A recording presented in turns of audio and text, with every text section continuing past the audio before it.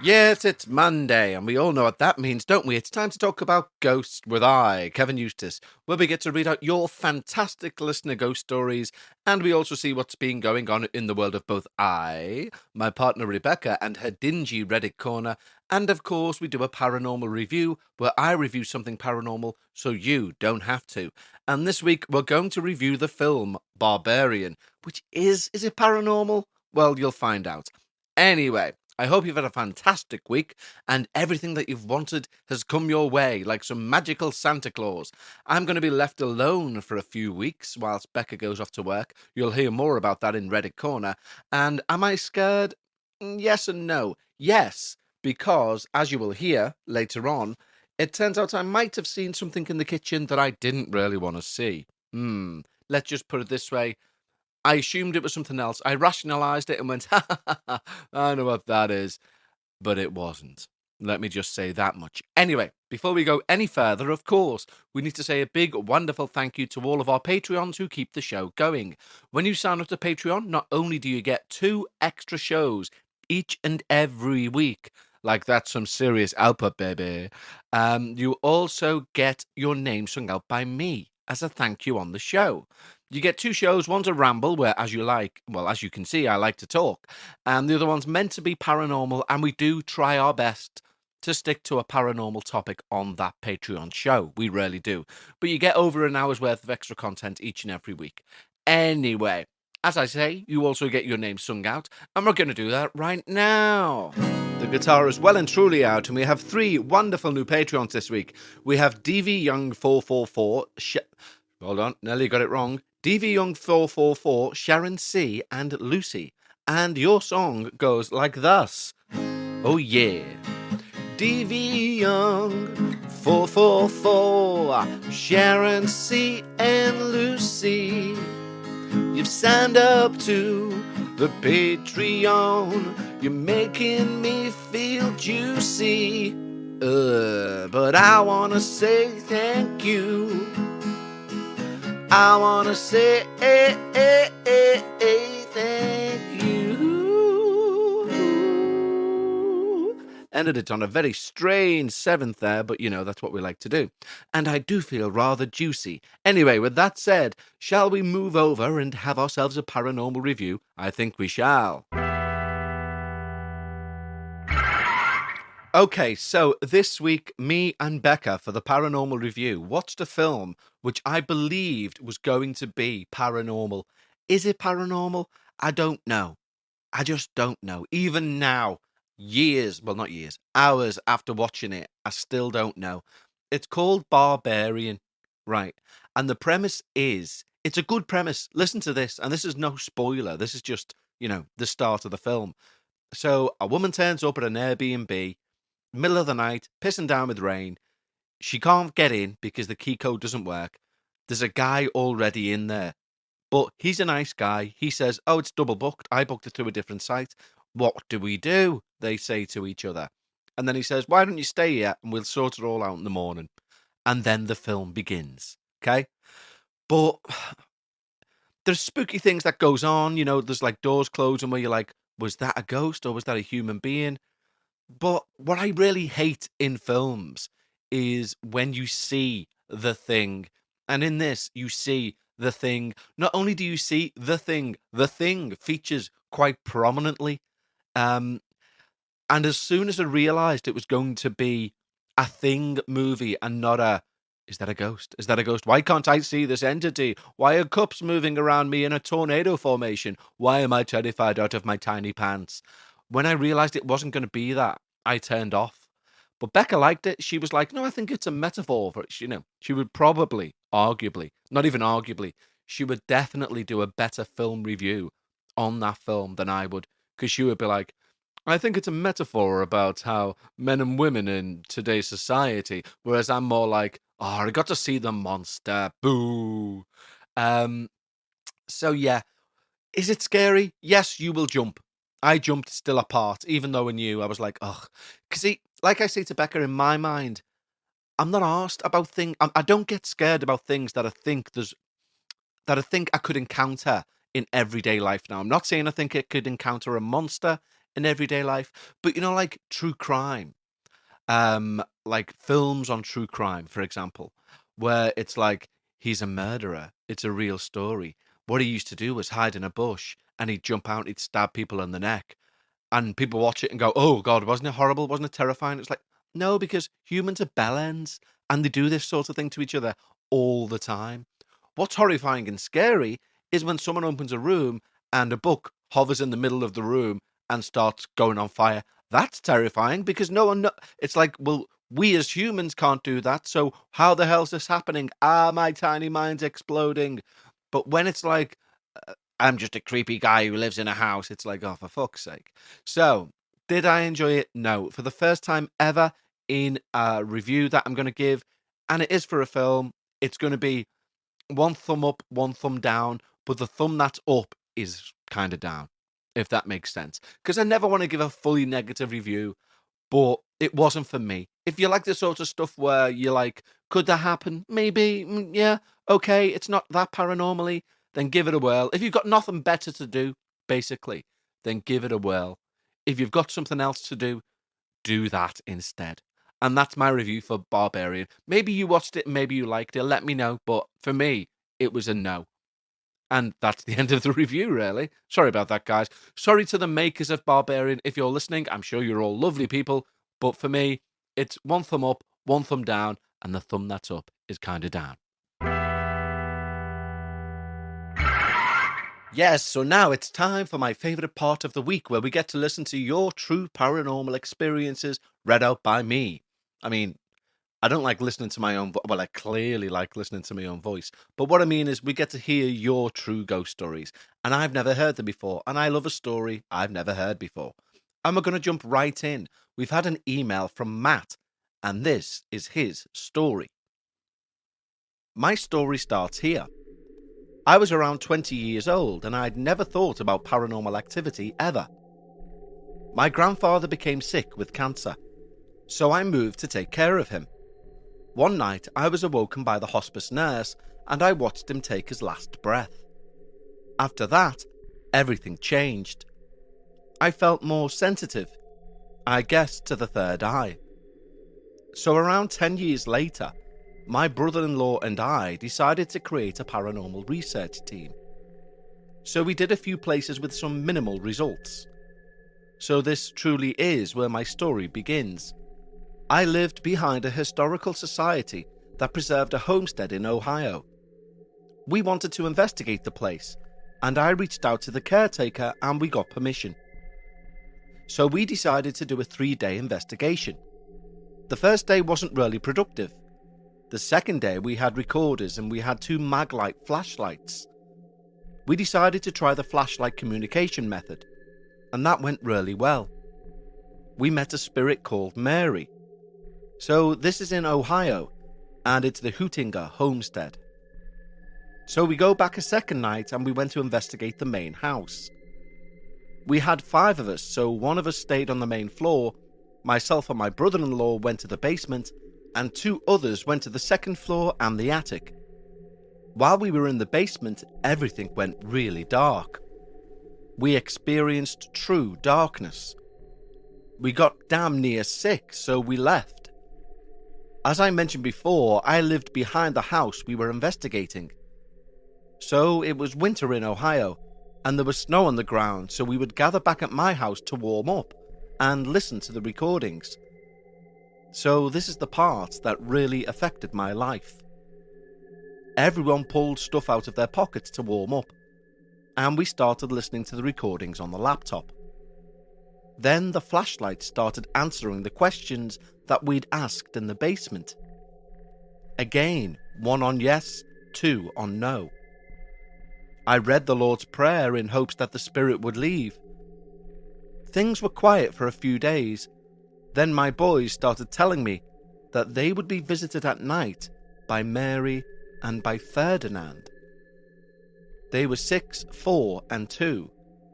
My 4-year-old would draw pictures of the lady in a dress and the dark man in a top hat. We moved. Thankfully, they didn't follow us, and I feel as though they're attached to that place. We disbanded the team, and I've never tried to contact the paranormal ever since then. Another detail I forgot to mention is that we did explore the woods nearby. They're taken care of because there are trails from a high school that lead through the woods. We went out and found ourselves outside a beaten path. We did find a tree with no foliage. The caretaker was with us and he said they didn't deal with that area. We recorded and heard nothing with our ears other than breaking branches. It spooked us out, but no big deal really. When we got back and listened to the footage, however, we heard, "Get out or I'll kill you," in a whisper. Wow, thank you so much, Matt. That's a terrifying tale, especially the end part where someone whispers, "I'm going to kill you." Fuck that, pardon my French. But what I do like about that story, like I've said many times before, is that with the shorter stories, you get something that you don't tend to get with longer ones, which is an authenticity and sincerity that's hard to fake, if you like. Some of the best stories I've heard are only like 2 paragraphs long, especially from local people who don't want to go into detail or they don't want to build up hype. So similar to when we done the Halloween special and we spoke to Debbie, a lot of her stories, if you think about it or if you listen back, were just like a paragraph long. They were like, yeah, so I was sat there and the door opened and we were all terrified. And that's it. It wasn't like, and in 1932, a Swedish woman named Helga once boiled herself to death in the bathtub. It's nothing like that. It's like, yeah, we were sat there and this potato moved across the room and we all panicked and ran out. And there's an air of authenticity that's hard to fake. So thank you so much, Matt. Excellent story to start off our Monday proceedings. Next, we have an email from the wonderfully named Gretchen Fisher. And this is called Listener Tale, Nana's Dog. Hello, Kevin. Hi. Bekah. Hi. And the neighbour's cat. Meow. Ooh, moody one today.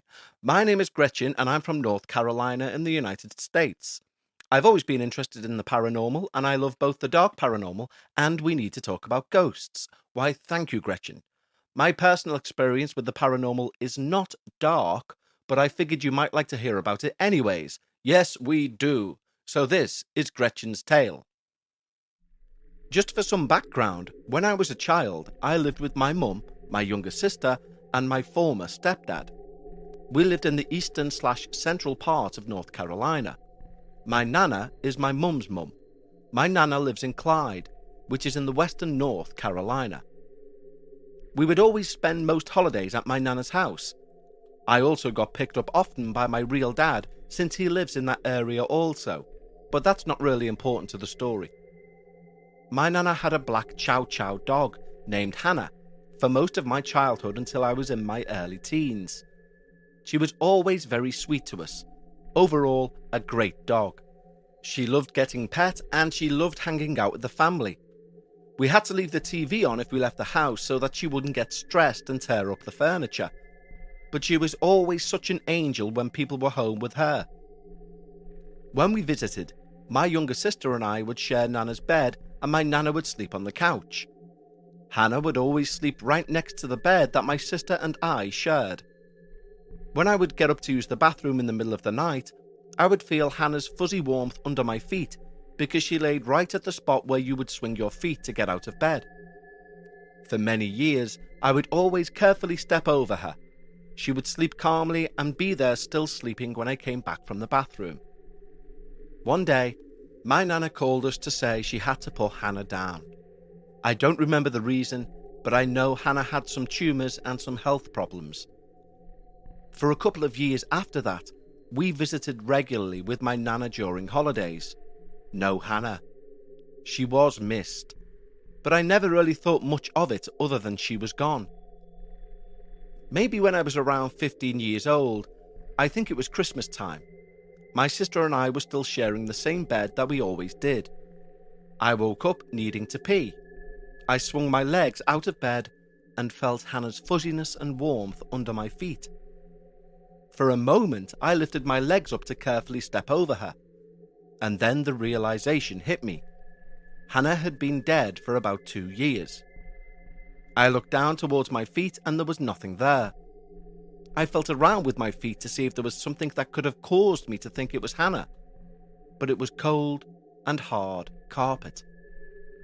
I went to the bathroom but was really freaked out. I thought about it for a long time.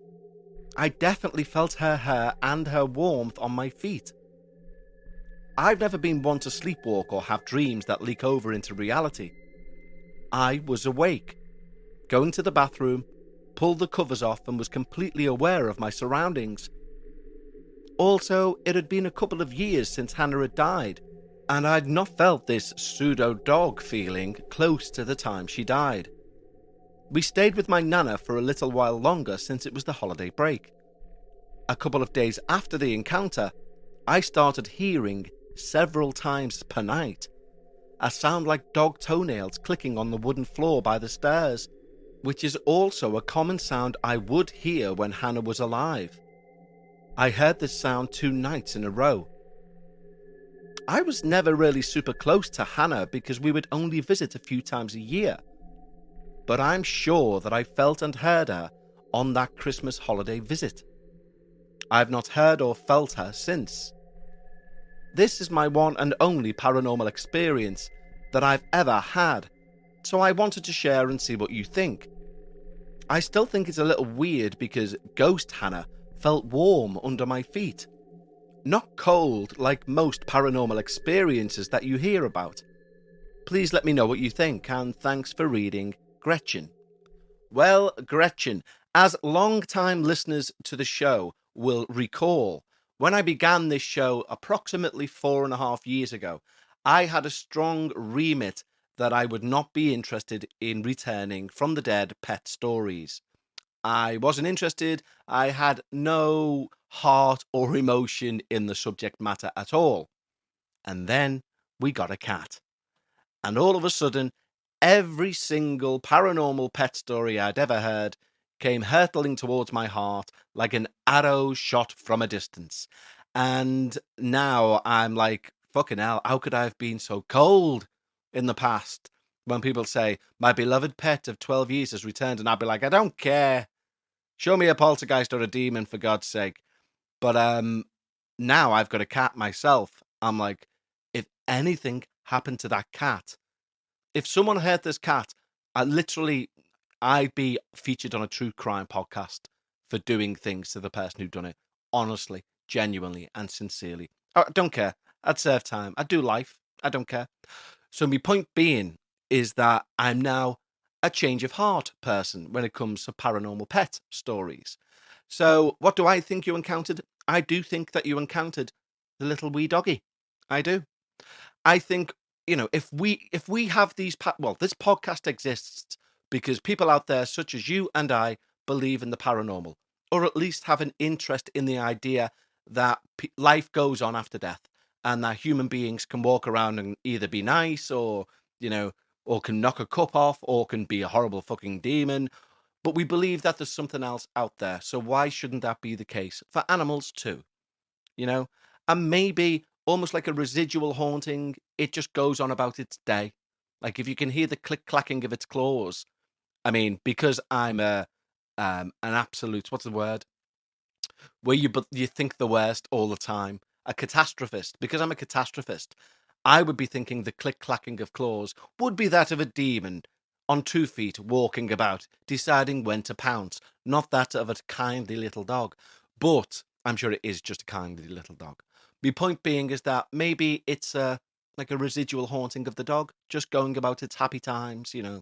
So maybe your feet just passed through the spirit of the dog and it was its usual warm, fuzzy self. I'll be honest, if I was going to say if the neighbour's cat dies, because we've found a way to keep her immortal. But when, God forbid, the neighbour's cat passes away, I kind of hope, I know for a fact I'm going to see her because I see her now when she's not here, if you know what I mean. Like I'll be like, the cat's in the bathroom, and Bekah will be like, she's down here. And I'll be like, well, what the fuck was that little black thing I've just seen run into the bathroom? But then again, that could be a whole other story. But my point being is I completely change of hearted, if that's your saying, about pet ghosts and the effect they can have on people. So that's what I believe anyway. So thank you for getting in touch, Gretchen. It's a wonderful story. It's very heartfelt. I do like the idea of little Hannah running around and going yap, yap, yap, claw, claw, claw, warm, warm, warm, because, what else is a pet dog going to do when it's dead? But beautiful story, and I do believe that's what happened. Anyway, shall we turn from the lovely pet stories into the dark and dingy basement where Bekah resides? There was a lot of bees there, wasn't there? Yes, there was. Like a hive, if you will. Let's do it. Let's go and see what Bekah's up to down in that dingy corner. Ladies and gentlemen, now it is time for Paranormal Reddit Corner with Bekah. Yes, so it's that wonderful time in proceedings where we like to, of course, open the dark and dingy door that leads down to the place where Bekah resides. Sounds like you keep me locked in a basement. It does, doesn't it? It does sound a bit Dharma-ish. I didn't mean that to be the case at all. It's going to be your last in-person Reddit Corner for a couple of weeks. Yeah. Whilst you go away to work. Mm-hmm. Leave me to fend for myself. I know. Right? There's going to be an awful lot of pizza eating. It certainly is, yes. Awful lot of sleeping on the couch with all the lights on. Oh, dear. So, yeah, the place is going to be a pigsty when you get back. Excellent. That's something to look forward to. Yes, but we're not here to talk about... Addendum, it better not. No, it won't really. I'll get a cleaner in. But it won't. We're not here to talk about my impending demise into slovenliness. We are here, of course, to talk about the latest paranormal happenings within the corner of Reddit that you live in. So Reddit Corner. It's a Reddit Corner, yeah, okay. Basically. Yeah. There you go. And that's today's stories. It's entitled Hospitals Give Me the Creeps. Why, thank you. Welcome to Reddit Corner with Bekah. I usually read out the title of the story. Oh, sorry. Well, go on then. You can. This story is titled Surprises. Hospitals Give Me the Creeps, and is by Aries Dude. Aries Dude. Well, happy birthday for April/May. Let's begin. Or March. My mum worked at a hospital in an operation theatre. Sometimes she had to work late nights, having to sterilise utensils, etc. One day, she asked me to accompany her to her workplace at night. I suppose she left something behind or remembered to do something she didn't do earlier, so off we went. We entered the place and it felt really off for me. I was about 7 years old at the time, so I thought maybe I was just being scared for no reason. Upon entering, she noticed that the AC in the area had not been turned off, so she turned it off while nagging, accusing one of her colleagues for not turning it off before leaving work. We then went further back where she had to do something. Once done, we walked back to the entrance. As we were about to leave, right when we were passing by the AC, it switched right back on. We even heard the sound of the switch and the humming of the AC. I startled. I thought that was weird, but Mum didn't say a word. Rather, she turned it back off and we walked as casually as we could to the lift. Once we were in the lift, Mum said, "Did you see what happened to the AC?" I nodded, scared. I suppose the dead like it cold. I remember that moment to this day. It was the scariest thing ever. Luckily, Mum was around, and she was cool as a cucumber. I guess that's the perk of having worked in a hospital with a morgue for a while. Ooh. What make you of hospital? Before we carry on, actually, we do like when people comment and say, has anyone added with a better story? Well, this story is so fresh off the press that we only have one comment. Okay, and what does that say? Thus far, and that says, "Hospitals give me the creeps too. I never had any horror experience though, but one time I was about to leave the hospital, I was walking alone, and the aura just gives me eerie vibes." That's not really an incident, is it? When they said one time you got eerie vibes. One time I got eerie vibes. No, but I mean, hospitals in general are places of death, so they're going to give you that sort of, that feeling of doom and dread, aren't they? Yeah, people don't like facing their own mortality. Do you think that's what it is? People just... I think that's largely it, yeah, because you're going into a place that almost by default is you're going to end up in. No, because not everyone goes to a hospital to die. By default is full of like pain and suffering, isn't it, and death. Yeah, I see what you mean. But I always remember your friend, the nurse Carla, who we've had on the show, saying about how like when one of the wards was closed when they were moving. Because the Royal Liverpool Hospital where she used to work, they're moving that, aren't they now? There's a new one. There's a new one that they've built. Only over the road, but anyway. And they were closing it down ward by ward, the old one. And she had to go and get one of those, the extension, like at the metal frame thing that you put a drip on. Mm. And it was at the other side of a ward that was closed and all the lights were off. Yeah. And it was the middle of the night. And they're all rational people, all nurses, all professionals, but none of them wanted to go down there to get it because it gives them the creeps. Yeah. Now, that crosses into the paranormal. That's not because they think, oh, death, oh, my own mortality. No, but I mean, I wouldn't particularly relish going into a dark, basically abandoned ward in the middle of the night either. There's a lot of unknowns with that. I think people don't like unknowns. Like, for me, it's not fear of the paranormal, it's fear of a murderer. Like, lurking. But it's, like, I think people don't like the dark because it takes away one of your senses. Like, your main senses. Yeah, that could be it. That could be it, yeah. The removal of a sense. Yeah. It's like, I don't particularly like blow drying my hair because it means I can't hear other things. And I think that's the same thing. Like, it takes away one of my senses. So I'll never jump more than if I'm drying my hair and you come up the stairs and I don't know you were coming up the stairs because I haven't, like, had any kind of warning about it, That's what, like, I might have headphones on when I'm out, like, running or whatever, but it's never loud. Yeah, like, ever. I always need to be able to hear roughly what's going on behind me, like, about, like, traffic and stuff. See, I'm the complete opposite. That. The one thing that I do worry about is because I sleep in headphones. And I've started putting them on low because I started thinking, what if someone breaks in? I'd be oblivious to it. I'm sat there, like, laughing along to Alan Partridge or something, and someone's nicking the telly and stealing the cat. Yeah, especially while I'm not here. Oh, nice one. Yeah. No, you're saying it because, like, if I appear to wake up and to wake you up, maybe you need to start sleeping with just one in when I'm not here.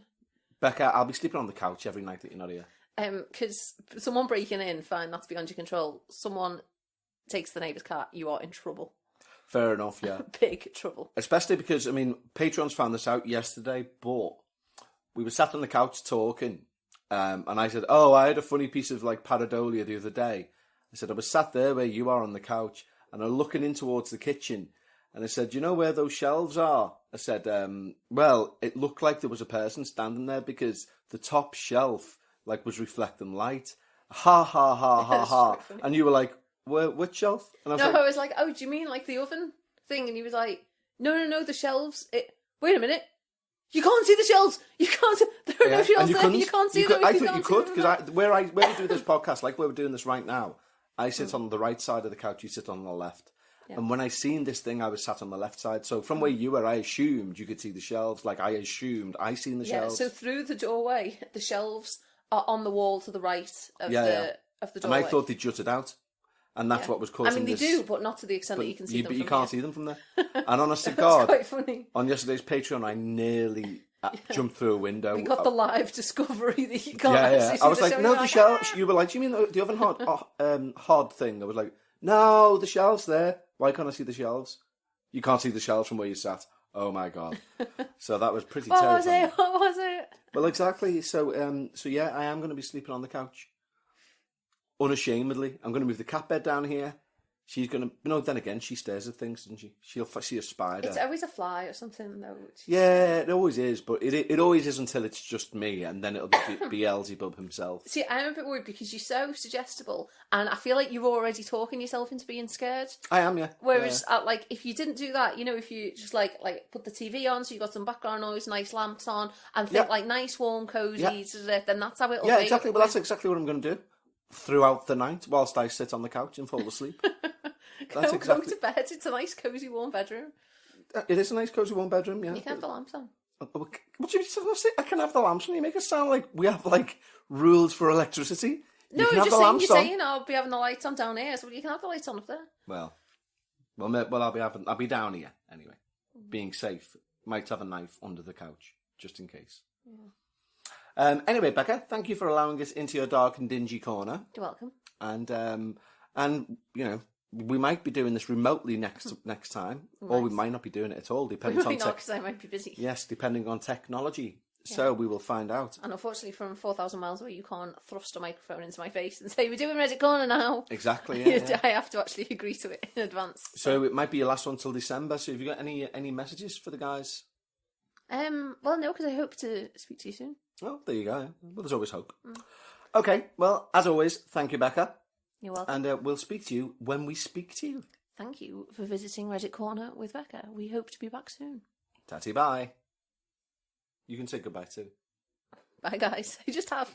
Right.